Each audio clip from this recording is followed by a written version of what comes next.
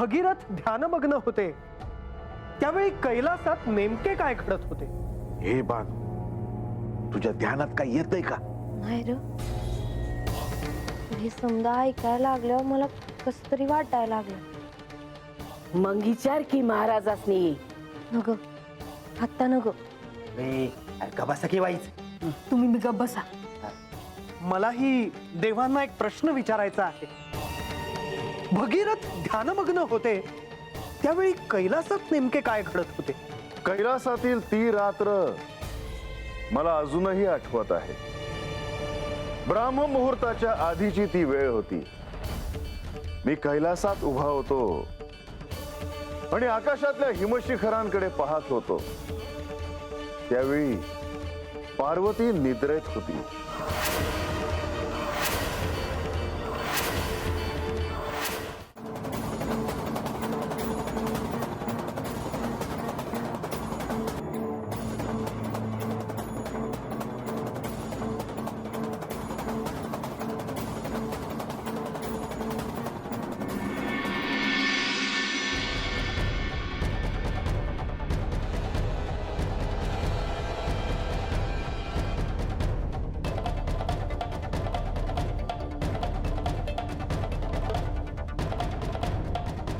हे प्रभू, मला आपल्याशी विवाह करायचा आहे. आपण माझा स्वीकार करावा.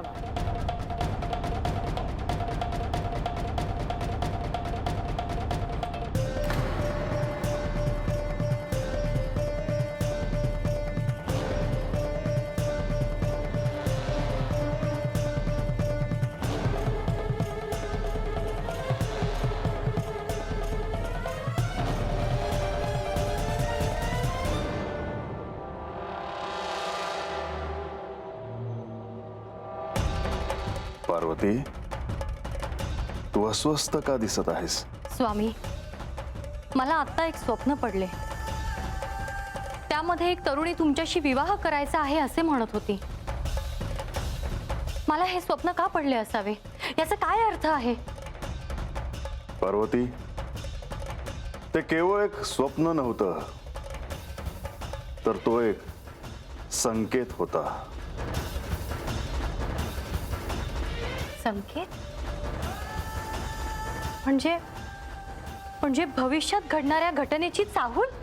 होय पार्वती, आपल्या आयुष्यात एका स्त्रीचं येणं हे अपरिहार्य आहे. पार्वती देवींना जो दृष्टांत झाला त्यात ती स्त्री कोण होती? ती स्त्री गंगा होती. गंगा?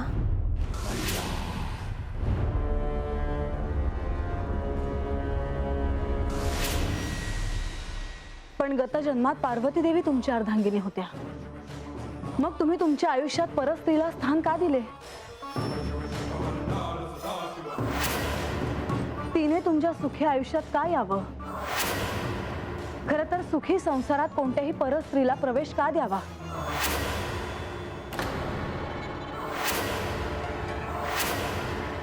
मला हे मान्य नाही.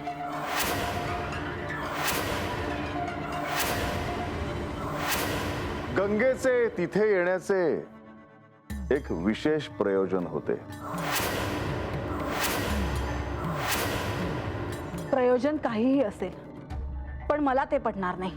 म्हासा, गंगेचे पृथ्वीवर येण्याचे जर तू कारण ऐकशील तर तुझे तिच्याविषयी असलेले मत बदलेल.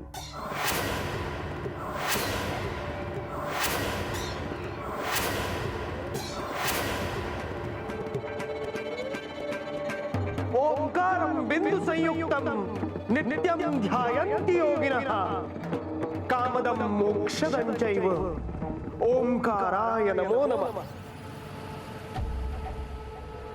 नमन्ति ऋषयो देवा नमन्त्यप्सरसां गणः नरा नमन्ति देवेशं नकाराय नमो नमः. महादेवं महात्मानं महाध्यानं परायणं महापापहरं देवं मकाराय नमो नमः.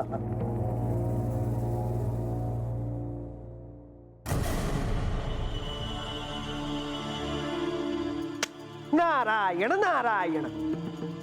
देवांचे देव, या साऱ्या सृष्टीच्या लयतत्वाचे स्वामी, योगियांचे योगी असे श्री महादेव. परंतु एक काळ असा आला होता जेव्हा श्री महादेवांनाही या सृष्टीपासून विरक्ती आली होती. आणि या कथानकाचा प्रारंभही त्याच काळात झाला.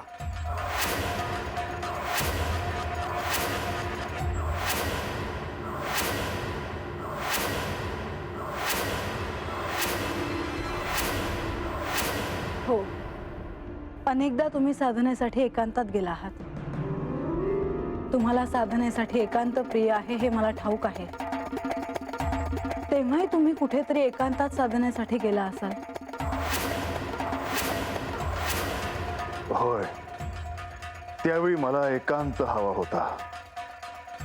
आणि हेही सत्य आहे की त्यावेळी मला साऱ्या सृष्टीचीच विरक्ती आली होती. पण असं काय झालं होतं त्यावेळी? बेबी, तो क्षण श्री महादेवांच्या विरहाचा क्षण होता.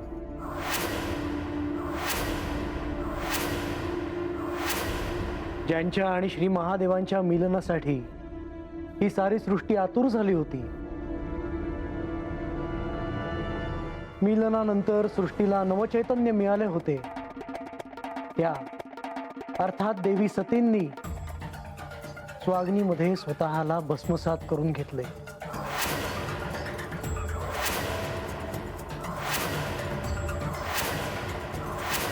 आत्मदाह केला, आत्मत्याग केला त्यांनी.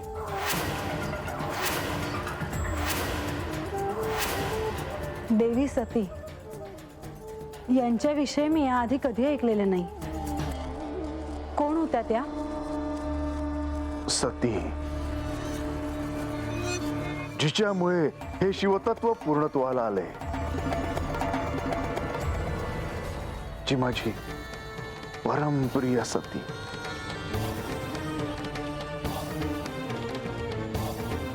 म्हणजे मी नाही समजले. नारायण नारायण. देवी, सती देवी या श्री महादेवांच्या पत्नी होत्या. हे काय हाय? ह्या तर हे समजा पहिल्यांदाच ऐकते हाय. मला हे काय बी ठाव नव्हतं. होय की पर असं कसं? अरे वाईस धीर धरा. अरे समज महाराज सांगतील नव. माता सती म्हणजे साक्षात आदिशक्ती, प्रजापती दक्ष यांची कन्या, ज्यांचा श्री महादेवांशी विवाह झाला. आणि त्यांच्याच पित्याने म्हणजेच प्रजापती दक्ष राजाने केलेल्या अपमानामुळे त्यांनी स्वतःचा आत्मदाह केला. आणि त्यामुळेच श्री महादेव या साऱ्यापासून विरक्त झाले.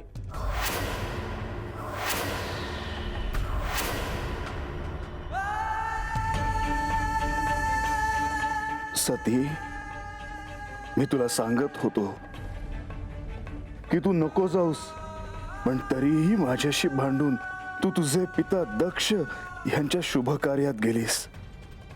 तिथे जाणे अपेक्षित नव्हते, पण तरीही तू गेलीस. सती, आपण विवाह केल्यामुळे तुझे पिता आपला द्वेष करत होते हे तू का नाही समजून घेतलंस?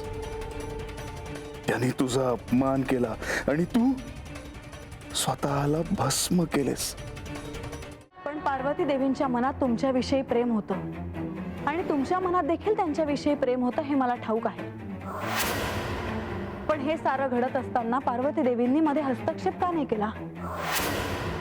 त्यावेळी असं घडत असताना पार्वती देवी कुठे होत्या?